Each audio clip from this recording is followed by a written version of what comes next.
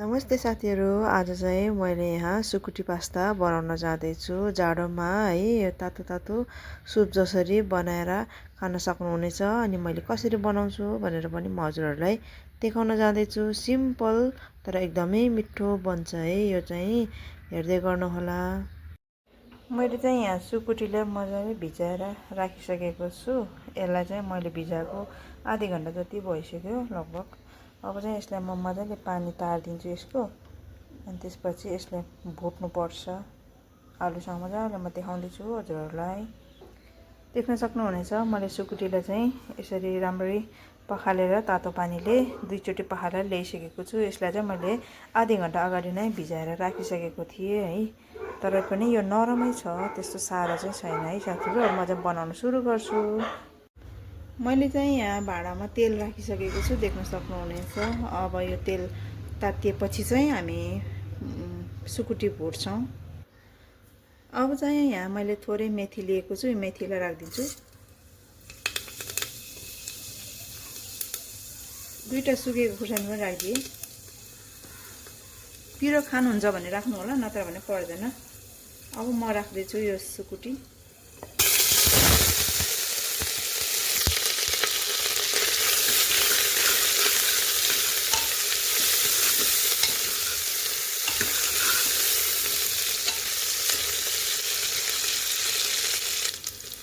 सुकुटी 1 minute जति भुटिसकेँ मैले। अब यसमा मैले यो आलु राख्न जाँदैछु। आलुलाई चाहिँ ठुलो ठुलो पारेर काटेको छु मैले।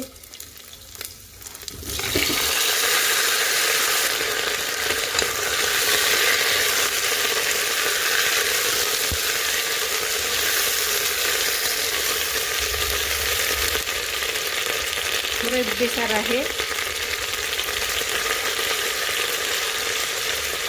नुन स्वाद अनुसार।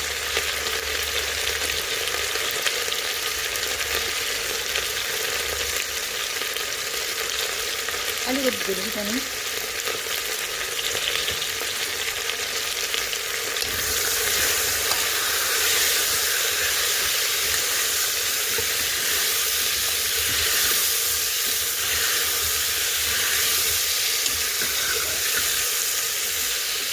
अब चाहिँ यो प्याज र यो टमाटरलाई राखिदिएँ मैले।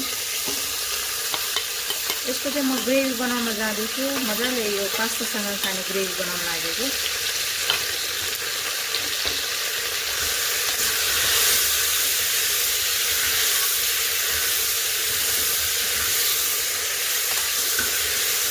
लसुन कुटेर राखेको लसुन है।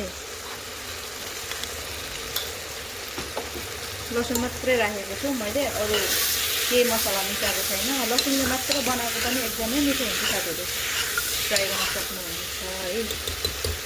अब चाहिँ म यसलाई मजाले तातो पानी राखिदिन्छु अनि सिटी लगाइदिन्छु।